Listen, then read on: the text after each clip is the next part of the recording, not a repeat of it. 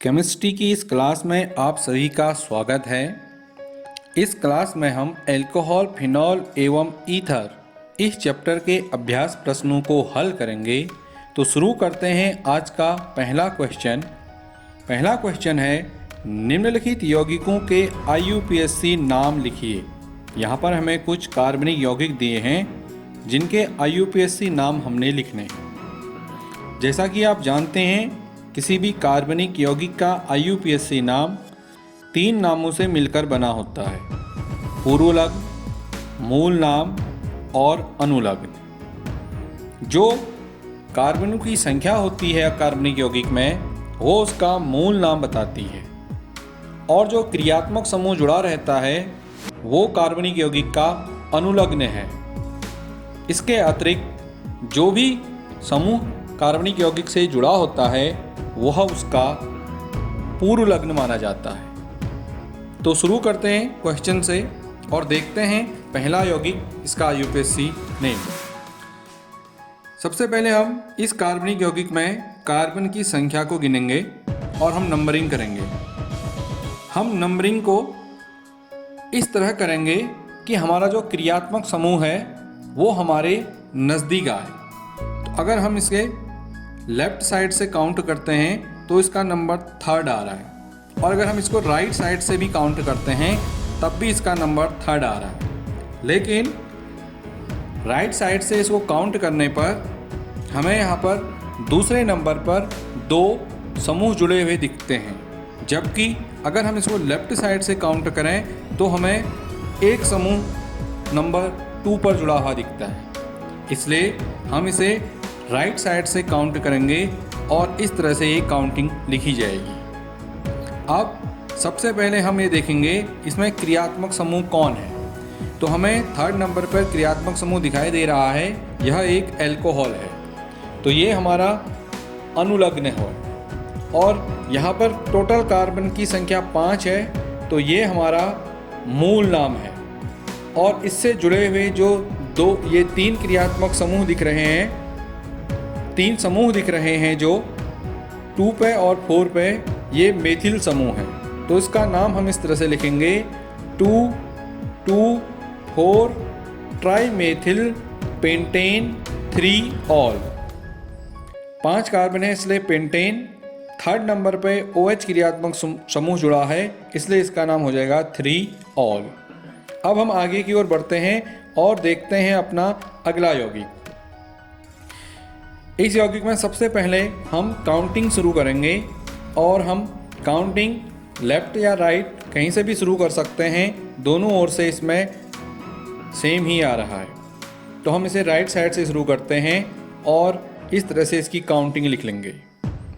इसमें 2 क्रियात्मक समूह दिख रहे हैं, दोनों ही अल्कोहल है, और इसमें पूर्वलग्न कोई भी नहीं है। तो सबसे पहले हम इसका मूल नाम लिखेंगे। इसमें 4 कार्बन हैं, इसलिए इसका मूल नाम होगा ब्यूटेन।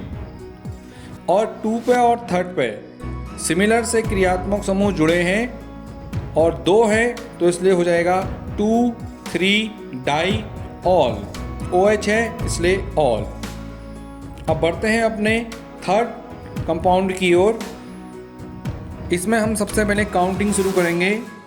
काउंटिंग हम यहाँ पर लेफ्ट से शुरू करेंगे, क्योंकि अगर हम लेफ्ट से काउंटिंग शुरू करते हैं तो हमें नंबर 2 पर क्रियात्मक समूह मिलेगा, जबकि राइट साइड से करने पर हमें क्रियात्मक समूह 4 नंबर पर मिलेगा।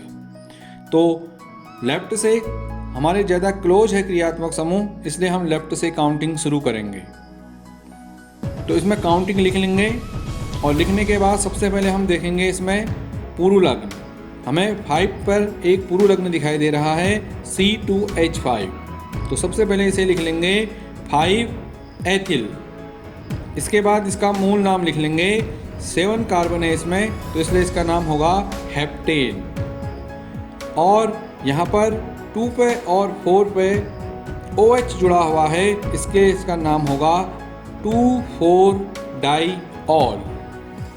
तो इस तरह से इस यौगिक का ये IUPAC नाम पूरा हो गया। अब हम बढ़ते हैं अपने अगले कंपाउंड की ओर। इस कंपाउंड में सबसे पहले नंबरिंग करेंगे हम। ये हमने नंबरिंग कर ली। अब इसमें देखिए इसमें पूर्वलग्न कोई भी नहीं है। यहाँ पर OH हैं, 3 के 3 OH हैं, सिमिलर से क्रियात्मक समूह है। हम 3 कार्बन हैं इसलिए लिखेंगे प्रोपेन, और 1 पे, 2 पे और 3 पे 3 जगह पर OH जुड़ा है इसलिए इसका नाम हो जाएगा ट्राईऑल। तो प्रोपेन 1 2 3 ट्राईऑल, इसका IUPAC नाम। अब बढ़ते हैं आगे। यह एक एरोमेटिक यौगिक है, तो इसका IUPAC नाम किस तरह से लिखा जाएगा। देखिए सबसे पहले काम इसकी नंबरिंग करना है, तो हम नंबरिंग करेंगे। इसकी नंबरिंग हम OH से शुरू करेंगे क्योंकि OH यहाँ पर क्रियात्मक समूह है।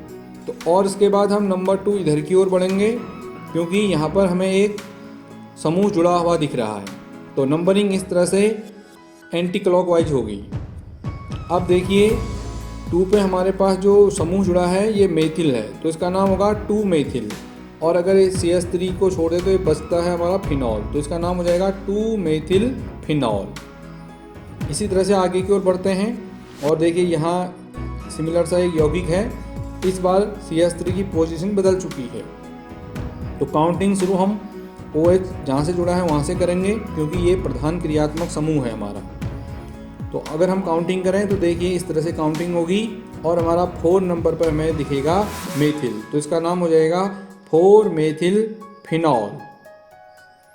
बढ़ते हैं आगे की ओर और देखते हैं अगला कंपाउंड। इस कंपाउंड में सबसे पहले हम काउंटिंग शुरू करेंगे। काउंटिंग हम इस पोजीशन से शुरू करेंगे क्योंकि इस पोजीशन पर हमारा क्रियात्मक समूह जुड़ा है, और उसके बाद 2 हम इधर लिखेंगे क्योंकि यहाँ पर CH3 हमें 2 नंबर पर मिलेगा। अगर हम राइट साइड से काउंटिंग शुरू करेंगे तो हमें 3rd नंबर पर CH3 मिलेगा, क्योंकि क्लोज इधर से है तो इसलिए हम 2 क्लॉकवाइज बढ़ेंगे और इस तरह से काउंटिंग पूरी कर लेंगे और देखेंगे कि 2 पे और 5 पे सिमिलर सा ग्रुप है मेथिल, तो इसका नाम हो जाएगा 2,5 डाई मेथिल। डाई इसलिए क्योंकि 2 CH3 ग्रुप जुड़े हुए हैं और दोनों सिमिलर हैं इसलिए दोनों को एक साथ लिखा हुआ है, और उसके बाद इसका नाम हो जाएगा फिनॉल। अगला कंपाउंड है ये, इसमें हम फिर से काउंटिंग शुरू करेंगे। काउंटिंग यहाँ से शुरू करेंगे 1 2 3 4 5 6। अगर हम इसको क्लॉकवाइज भी करते हैं तब भी ये 1 2 3 4 5 6 सेम सिमिलर सा आ रहा है। फिर से हम 2 पे और 6 पे हमारा पूर्वलग्न है, तो हम लिखेंगे 2,6 डाई मेथिल। 2 मेथिल है इसलिए डाई मेथिल फिनॉल। तो इस तरह से इसका IUPAC नाम भी कंप्लीट हो चुका है। अब हम आगे की ओर बढ़ते हैं। हमारे पास ये कंपाउंड है, ये एक ईथर है। ये ईथर इसलिए है क्योंकि यहाँ पर देखिए आप O है और O के दोनों ओर हमारे पास एक एल्किल समूह जुड़ा है, तो ये एक ईथर है। तो ईथर का IUPAC नाम किस तरह से लिखते हैं। ईथर में जो एक ग्रुप होता है इसे हम पूर्वलग्न की भांति ट्रीट करते हैं। तो सबसे पहले हम इसकी काउंटिंग शुरू करेंगे और काउंटिंग हम यहाँ से शुरू करेंगे 1 2 3। सबसे लंबी चेन यही है हमारे पास। तो 1 पे हमारे पास एक ग्रुप जुड़ा हुआ है, एक कार्बन वाला है और ऑक्सीजन साथ में है, तो इसका नाम हो जाएगा मेथॉक्सी।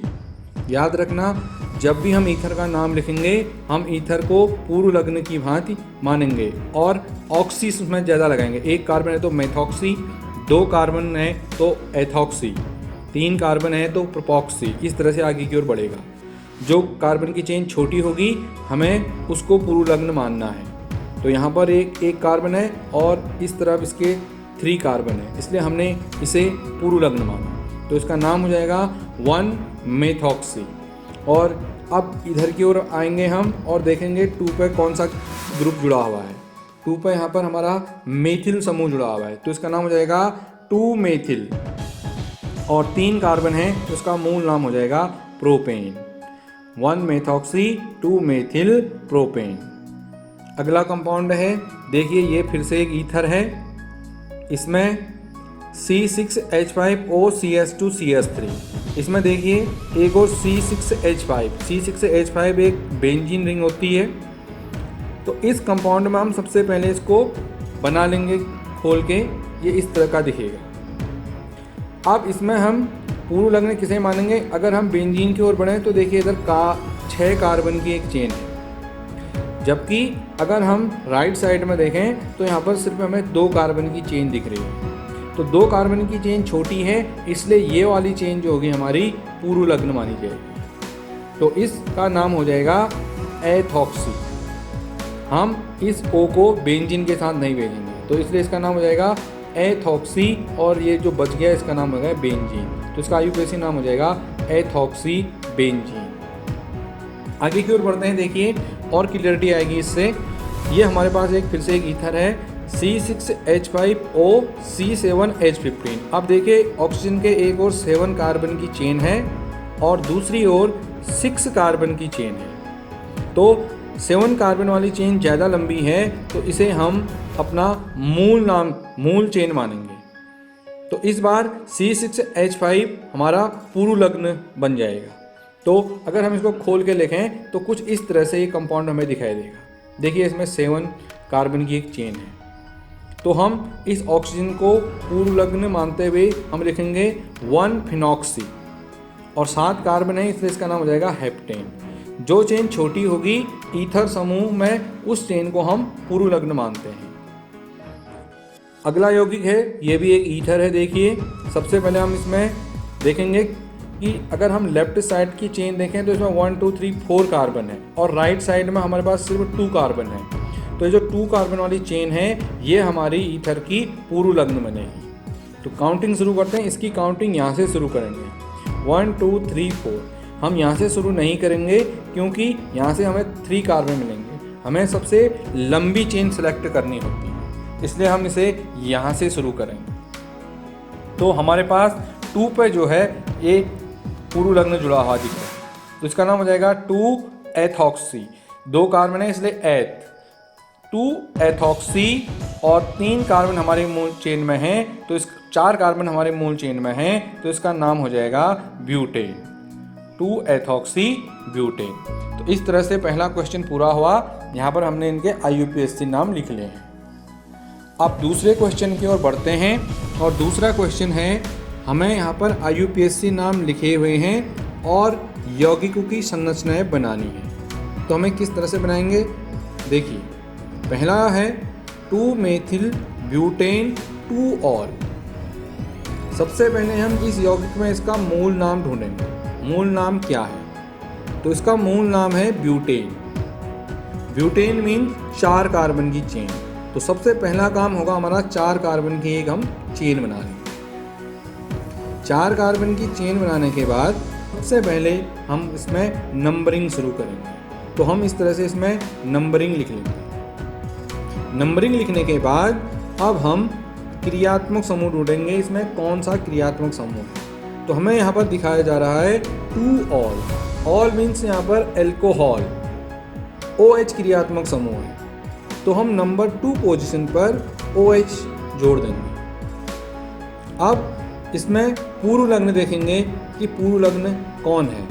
तो यहाँ पर दिखाई दे रहा है हमें 2-मेथिल, यानी कि 2 पोजीशन पर मेथिल जुड़ा हुआ है। तो इस 2 पर जहाँ पर OH जुड़ा है वहीं पर हम CH3 और जोड़ देंगे। तो इस तरह से ये कंपाउंड बन जाएगा। अब आगे की ओर बढ़ते हैं और एग्जाम्पल देखते हैं। दूसरा है 1-फेनिल प्रोपेन 2-ऑल। तो सबसे पहले हम इसमें मूल नाम ढूंढेंगे। तो मूल नाम हमें दिखाई दे रहा है प्रोपेन। तो प्रोपेन मीन्स 3 कार्बन की चेन। तो हम 3 कार्बन की चेन बना लेंगे और इसमें नंबरिंग लिख लेंगे। तो ये नंबरिंग है। अब इसके बाद हम 2-ऑल यानी कि 2 पर हमने जोड़ना है फिर से एल्कोहल यानी कि OH। तो 2 पर हम जोड़ देंगे OH समूह। अब इसमें पूर्व लग्न देखेंगे तो पूर्व लग्न है 1-फेनिल। फेनिल बेंजीन रिंग को कहा जाता है। बेंजीन रिंग को जब हम पूर्व लग्न की भांति ट्रीट करते हैं तो उसे फेनिल कहा जाता है। तो यहाँ पर हम बेंजीन रिंग को जोड़ देंगे 1 पोजीशन पर। तो इस तरह से हमारा एक कंपाउंड बन जाएगा। तीसरा क्वेश्चन है 3,5 डाईमेथिल हेक्सेन 1,3,5 ट्राईऑल। तो सबसे पहले हम मूल नाम ढूंढते हैं। मूल नाम है हेक्सेन। हेक्सेन में 6 कार्बन की एक चेन। तो 6 कार्बन की चेन हम ड्रॉ कर लेंगे और इसमें नंबरिंग कर लेंगे। इसके बाद हम इसमें क्रियात्मक समूह देखेंगे 1, 3, 5 ट्राईऑल। ट्राई मीन 3 ऑल OH है, 3 OH हैं। कहाँ कहाँ पर हैं? 1 3 5। तो हम 1 पर, 3 पर और 5 पर 3 OH जोड़ देंगे। अब इसके बाद पूर्व लग्न में आएंगे। पूर्व लग्न है 3 5 डाईमेथिल। 3 पे और 5 पे, इस पोजीशन पर और इस पोजीशन पर डाईमेथिल 2 मेथिल समूह जुड़े हैं, तो हम यहाँ पर 2 CH3 समूह जोड़ देंगे। तो ये हमारा पूरा कंप्लीट हो चुका है, ये वाला यौगिक। आगे बढ़ते हैं और देखते हैं अगला यौगिक 2 3 डाईएथिल फिनॉल। तो सबसे पहले हम इसमें मूल नाम देखेंगे। मूल नाम है फिनॉल, तो हम फिनॉल बना लेंगे और उसमें नंबरिंग लिख लेंगे। इसके बाद हमसे जो बोला गया है 2 3 डाईएथिल, 2 पे और 3 पे हमने 2 एथिल समूह जोड़ने हैं। एथिल समूह होते हैं C2H5, तो हम 2 पे और 3 पे C2H5 जोड़ देंगे। तो इस तरह से ये यौगिक भी बन जाएगा। अगला है एथॉक्सी प्रोपेन। तो मूल नाम है इसका प्रोपेन। 3 कार्बन की एक चेन है, 3 कार्बन की चेन ड्रॉ करके इसमें हम नंबरिंग करेंगे। अब इसके बाद इसमें हमसे पूछा गया एथॉक्सी, और नंबरिंग नहीं बताई है कि किस पोजीशन पे है। तो जब हमें नंबरिंग नहीं लिखी होती है, हम उसको बाय डिफ़ॉल्ट 1 पे मान लेते हैं। तो हम यहाँ पर 1 पे जो है एथॉक्सी समूह जोड़ेंगे। एथॉक्सी समूह ईथर के लिए यूज किया जाता है। तो हम यहाँ पर O और यहाँ पर एथॉक्सी एम से 2 कार्बन की चेन है, तो हम C2H5। तो इस तरह से हमारा ये यौगिक बनेगा।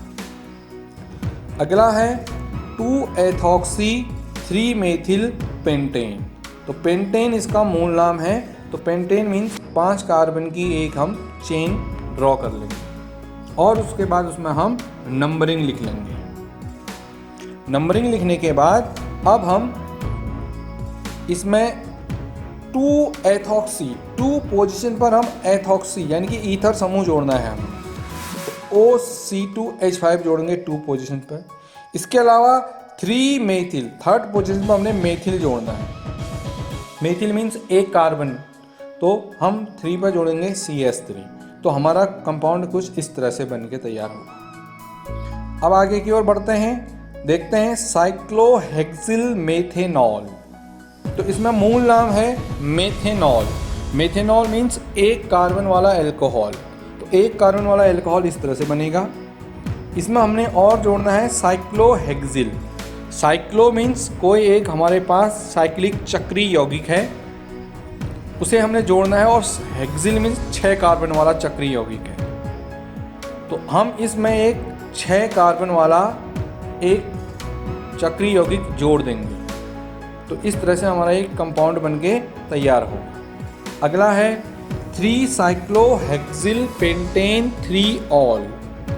तो यहाँ पर सबसे पहले इसका मूल नाम है पेंटेन, मीन्स 5 कार्बन की चेन है। तो 5 कार्बन की चेन हम ड्रॉ कर लेंगे और इसके बाद हम इसमें नंबरिंग लिख लेंगे। नंबरिंग लिखने के बाद 3 ऑल, 3rd पोजीशन पर हम OH जोड़ देंगे और 3 साइक्लोहेक्सिल, और 3rd पोजीशन पर ही हमने साइक्लोहेक्सिल मतलब 6 कार्बन की एक चक्रीय संरचना जोड़नी है। हेक्सिल मीन्स 6 कार्बन है, साइक्लो मीन्स चक्री है। तो इस तरह से जोड़ देंगे तो हमारा कंपाउंड ये तैयार हो जाएगा। अगला है साइक्लोपेंटेन 3 in 1 ऑल। साइक्लोपेंटेन कहा गया है, तो हम एक बार साइक्लो में चक्री, पेंटेन में 5 कार्बन वाला एक यौगिक बना लेंगे और इस यौगिक में नंबरिंग लिख लेंगे हम। नंबरिंग लिखने के बाद हमसे बोला गया है 3 in 1 ऑल। 1 पे ऑल है, यानी कि 1 पोजीशन पर हमने OH समूह जोड़ देना है। 3 in मीन्स डबल बॉन्ड, और हमें 3rd पोजीशन पर एक डबल बॉन्ड जोड़ देना है। तो इस तरह से एक हमारा कंपाउंड तैयार हो गया। अगला कंपाउंड है हमारे पास 3 क्लोरोमेथिल पेंटेन 1 ऑल। तो पेंटेन कहा है, तो 5 कार्बन की एक चेन ड्रॉ कर लेंगे, इसमें नंबरिंग कर लेंगे और उसके बाद हम 1 ऑल, 1 पोजीशन पर हम OH क्रियात्मक समूह जोड़ेंगे। इसके बाद 3 क्लोरोमेथिल कहा गया है, तो 3rd पोजीशन पर हम क्लोरोमेथिल, मेथिल मीन्स 1 कार्बन, एक कार्बन के साथ Cl यानी कि CH2Cl, ये हम थर्ड पोजीशन पर जोड़ देंगे। तो इस तरह से हमारा ये यौगिक तैयार हो जाएगा। तो इस क्वेश्चन में हमने IUPAC नाम से कार्बनिक यौगिकों को बनाना सीखा। अगला क्वेश्चन है C5H12O आणविक सूत्र वाले एल्कोहलों के सभी समवायों की संरचना लिखिए एवं उनके IUPAC नाम दीजिए। तो यहाँ पर हमें आणविक सूत्र दिया हुआ है, हमने इसके जितने भी आइसोमर हैं वो बनाने हैं और उनके IUPAC नाम लिखने हैं। तो सबसे पहले इस फॉर्मूले में C5 कार्बन है, तो हम 5 कार्बन वाला एक एल्कोहल बना लेते हैं। तो इसके लिए हम 5 कार्बन की एक चेन ड्रॉ करेंगे और उसमें हम OH ग्रुप जोड़ेंगे। इससे एक 5 मेंबर्ड चेन वाला एल्कोहल बन जाता है और इस एल्कोहल का IUPAC नेम होगा पेंटेन 1-ऑल। अब हम इसके बाद अगला समवायवी बनाएंगे। उसके लिए हम क्या करेंगे, इस कार्बन की जो 5 मेंबर्ड चेन है इसको हम 4 मेंबर्ड करेंगे। तो इस तरह से 4 मेंबर्ड एक चेन बनती है। इस चेन में हम फर्स्ट पोजीशन पर OH को रहने देंगे और जो 5th कार्बन बच गया है उसे हम थर्ड वाली पोजीशन पर ऐड करेंगे। तो इस तरह से ये हमारे पास एक दूसरा समवायवी बनके तैयार है। इसका नाम होगा 3-मेथिल ब्यूटेन 1-ऑल। अभी हमने इस कार्बन को थर्ड पोजीशन पर जोड़ा है, इसे हम सेकंड पोजीशन पर भी जोड़ सकते थे। तो अगले समवायवी में हम इसे थर्ड के बजाय सेकंड पोजीशन पर जोड़ते हैं। तो इस तरह से यहाँ पर हमें तीसरा समवायवी प्राप्त होता है। इसका IUPAC नेम होगा 2-मेथिल ब्यूटेन 1-ऑल। अब हम इस 4 मेंबर्ड चेन, इसमें हम CH3 को और अधिक इधर मूव नहीं कर सकते। अब 4 मेंबर चेन से हम थर्ड मेंबर चेन की ओर आते हैं और ये हम थर्ड मेंबर चेन बना लेंगे। यहाँ पर OH अभी भी हमारा पोजीशन 1 पे है। अब इसमें जो 2 कार्बन बच गए हैं, हम उन कार्बनों को, एक कार्बन को हम क्या करेंगे, ऊपर की ओर जोड़ देंगे और एक कार्बन को क्या करेंगे, हम सेकेंड पोजीशन पर नीचे जोड़ देंगे। तो इस तरह से हमारा ये थर्ड समवायवी बन गया। इसका नाम होगा 2,2-डाइमेथिल प्रोपेन 1-ऑल।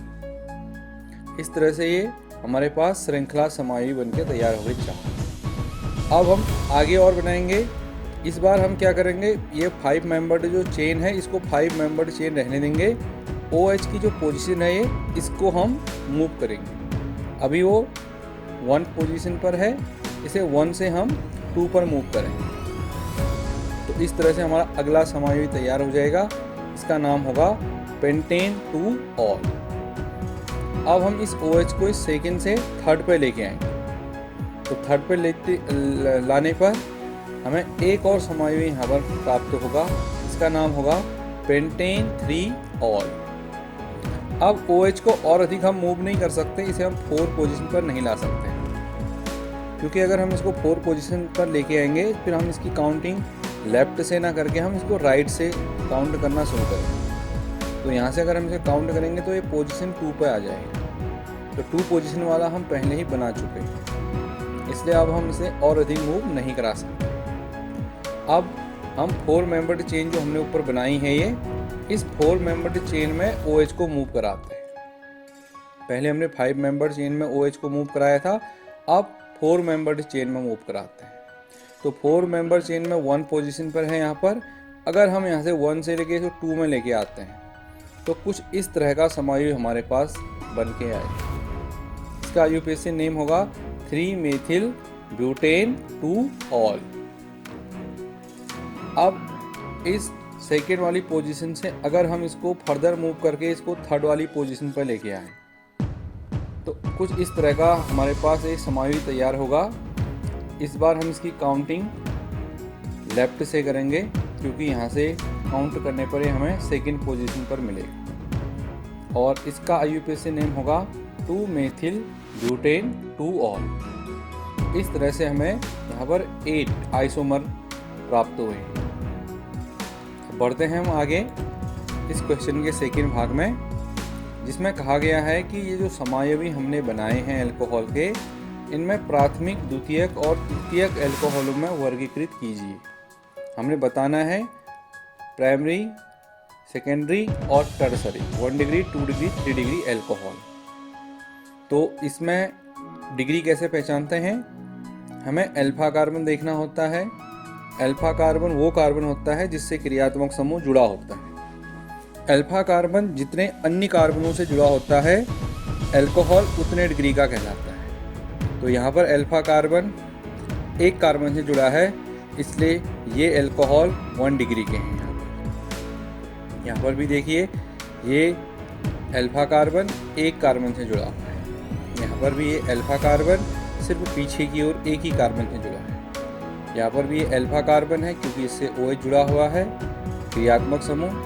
और ये वाला अल्फा कार्बन भी सिर्फ एक कार्बन से पीछे की ओर जुड़ा हुआ है, इसलिए ये भी 1 डिग्री है। अब यहाँ पर जो ये अल्फा कार्बन है, ये देखिए, ये आगे की ओर को भी और पीछे की ओर भी, ये दोनों ओर कार्बन से जुड़ा हुआ है, इसलिए इसे हम 2 डिग्री कहेंगे।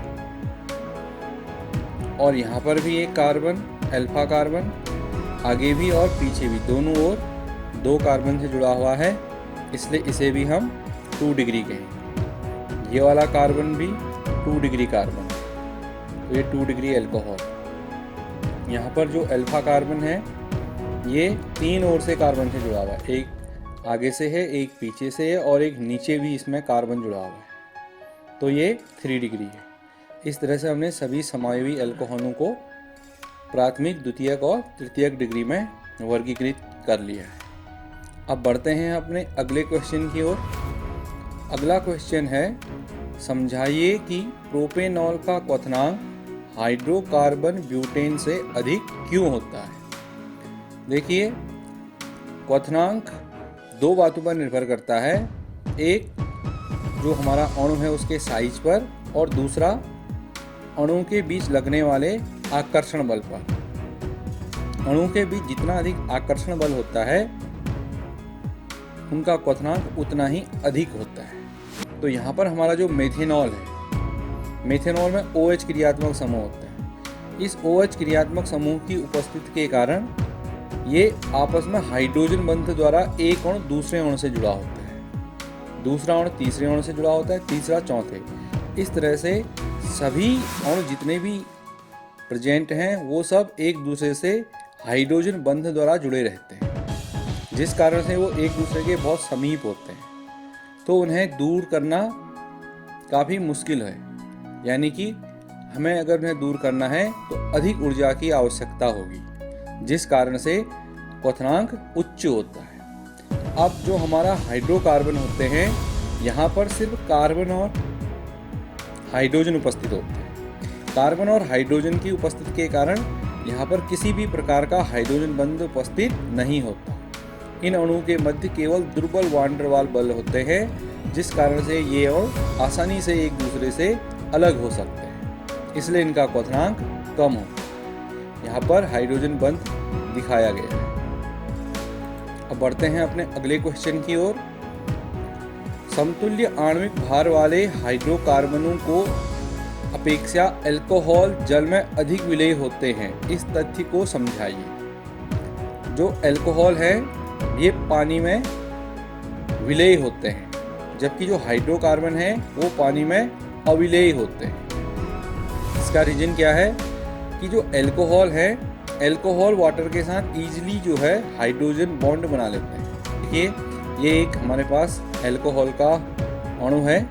इस अल्कोहल के अणु में ROH, O जो है वो अधिक ऋण विद्युतीय होने के कारण इसमें आंशिक ऋणावेश आ जाता है, और जो हाइड्रोजन है इसमें आंशिक धनावेश आ जाता है। वाटर मॉलिक्यूल में भी ऑक्सीजन जो है अधिक ऋण विद्युतीय होने के कारण इसमें आंशिक ऋणावेश आ जाता है, और हाइड्रोजन में आंशिक धनावेश आ जाता है। तो अल्कोहल में जो ऑक्सीजन पर आंशिक ऋणावेश आया था, ये ऋणावेश वाटर मॉलिक्यूल के हाइड्रोजन में जो आंशिक धनावेश आया था, इन दोनों के बीच में आकर्षण होने लगता है। इसी आकर्षण का नाम है हाइड्रोजन बंध। तो ये हाइड्रोजन बंध एक मॉलिक्यूल से दूसरे में और दूसरे से तीसरे में इस तरह से बनता जाता है आगे। तो हाइड्रोजन बंध बनाने की क्षमता केवल उन्हीं कार्बनिक यौगिकों में होती है जिनमें ऑक्सीजन या नाइट्रोजन उपस्थित होता है। तो चूंकि अल्कोहल में ऑक्सीजन उपस्थित है अतः यह वाटर के साथ हाइड्रोजन बॉन्ड बना सकते हैं, जिस कारण से ये वाटर में डिजॉल्व हो जाते हैं, यानी कि जल में विलेय। हाइड्रोकार्बन हाइड्रोजन बंध नहीं बना सकते हैं, इसलिए वो जल में अविलेय हैं। बढ़ते हैं आगे की ओर। अगला क्वेश्चन है, हाइड्रोबोरोनन ऑक्सीकरण अभिक्रिया से आप क्या समझते हैं? इसे उदाहरण सहित समझाइए। देखिए, हाइड्रोबोरोनन ऑक्सीकरण अभिक्रिया अल्कोहल को बनाने की एक विधि है। इस अभिक्रिया में हम एल्कीन से अल्कोहल बनाते हैं। एल्कीन की अभिक्रिया हम बोरेन यानी कि BS3 या B2H6 से करते हैं और उसके बाद दूसरे चरण में इस ऑक्सीकरण कर देते हैं।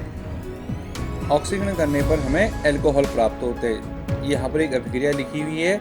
इस अभिक्रिया में देखिए, ये हमने BS3 लिया हुआ है और सेकेंड स्टेप में हमने हाइड्रोजन परऑक्साइड क्षारीय माध्यम में ऑक्सीकरण किया है। तो यहाँ पर हमें अल्कोहल प्राप्त हुआ। ये अल्कोहल को बनाने की जो मैकेनिज्म है, क्रियाविधि है, कुछ इस तरह से होती है।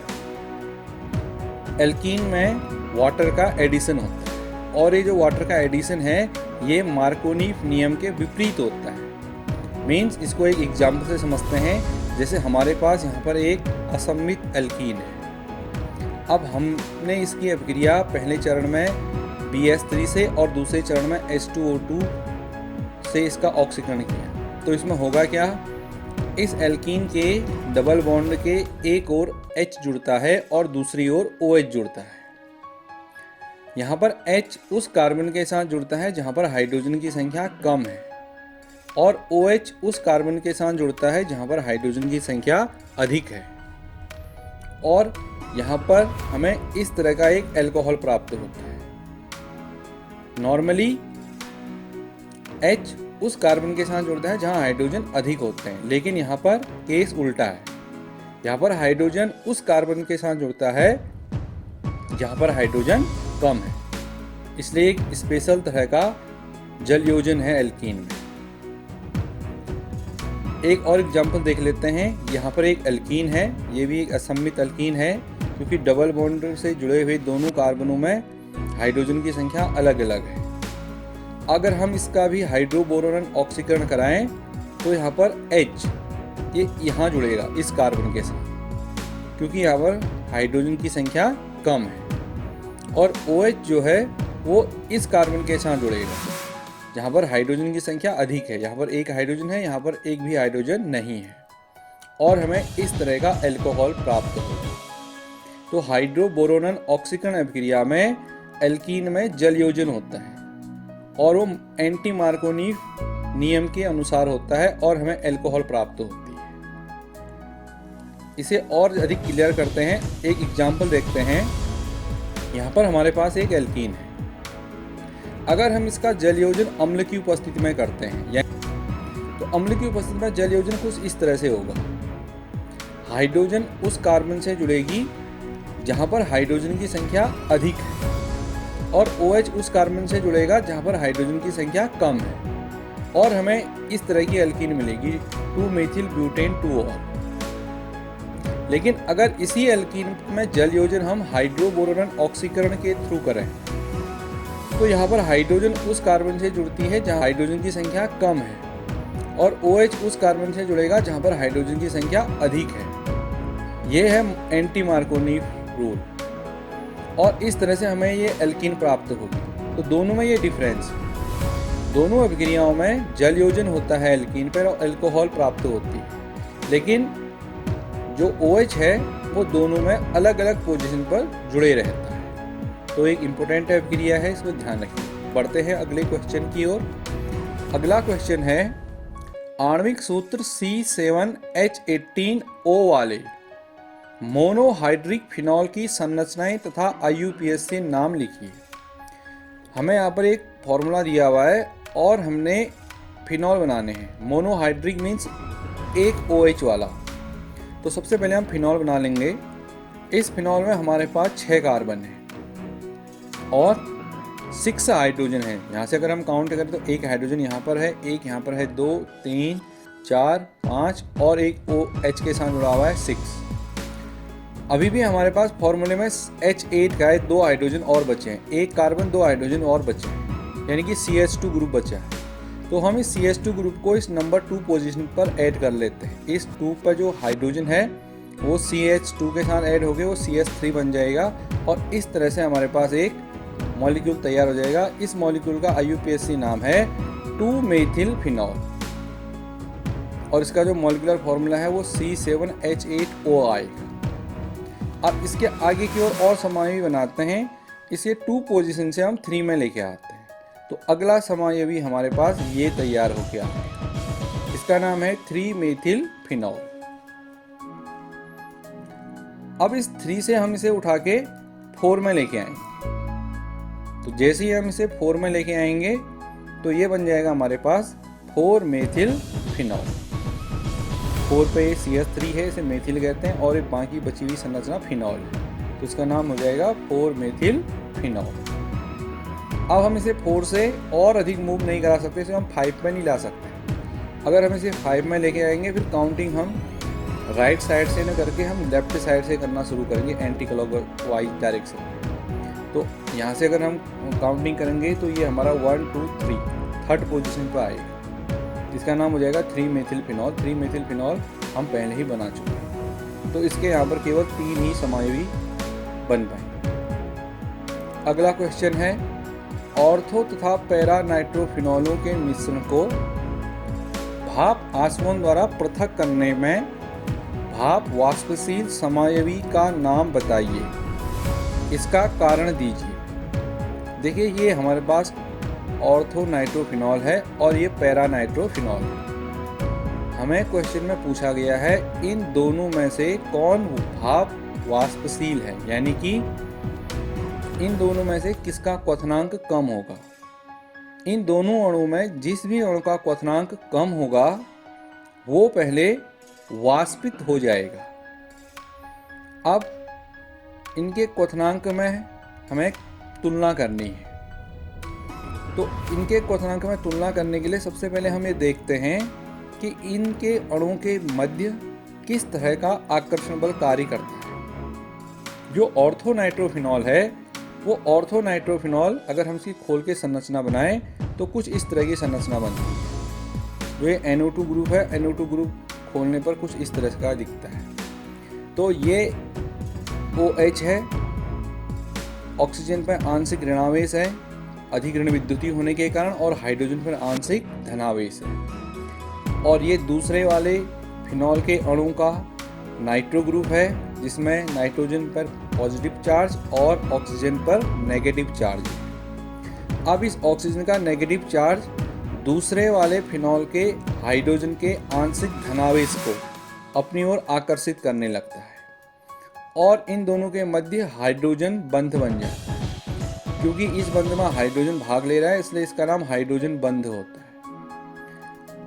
अब ये जो मॉलिक्यूल है ये आगे वाले मॉलिक्यूल के साथ हाइड्रोजन बॉन्ड बनाएगा, दूसरा मॉलिक्यूल तीसरे के साथ हाइड्रोजन बॉन्ड बनाएगा, तीसरा चौथे के साथ। इस प्रकार से ये सभी मॉलिक्यूल, जितने भी मॉलिक्यूल विलयन में प्रेजेंट होंगे वो सभी एक दूसरे के साथ हाइड्रोजन बॉन्ड बनाएंगे। हाइड्रोजन बॉन्ड बनाने के कारण वो एक दूसरे को प्रबल रूप से आकर्षित करेंगे, तो उन्हें एक दूसरे से दूर करना काफ़ी कठिन है। यानी कि हमें एक दूसरे से दूर करने के लिए अत्यधिक ऊर्जा की आवश्यकता होगी, जिस कारण से इसका क्वथनांक बहुत अधिक बढ़ जाता है। वहीं अगर हम ऑर्थो नाइट्रोफिनॉल की बात करें तो ऑर्थो नाइट्रोफिनॉल में क्या है, यहाँ पर भी हाइड्रोजन बॉन्ड बनता है, लेकिन यहाँ पर जो हाइड्रोजन बॉन्ड बनता है वो इंट्रामॉलिक्यूलर होता है, यानी कि अंतः अणुक हाइड्रोजन बंध बनता है। इस अणु के OH और इसी अणु के NO2 के मध्य हाइड्रोजन बंध बन जाता है। अब इसी अणु में हाइड्रोजन बंध बनने के कारण ये अणु किसी दूसरे अणु के साथ नहीं जुड़ पाता क्योंकि इसने हाइड्रोजन बंध का उपयोग अपने ही अणु के नाइट्रो ग्रुप के साथ बना लिया है, जिस कारण ये अणु दूसरे अणु से नहीं जुड़ पाया है।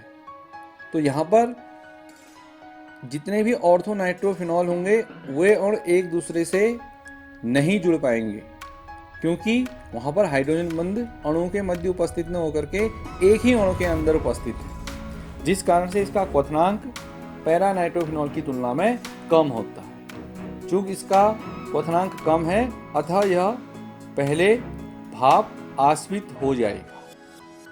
केमिस्ट्री की इस क्लास में आज इतने ही अभ्यास प्रश्नों को हम हल करेंगे। इससे आगे के अभ्यास प्रश्न हम इसके दूसरे भाग में हल करेंगे। Thank you.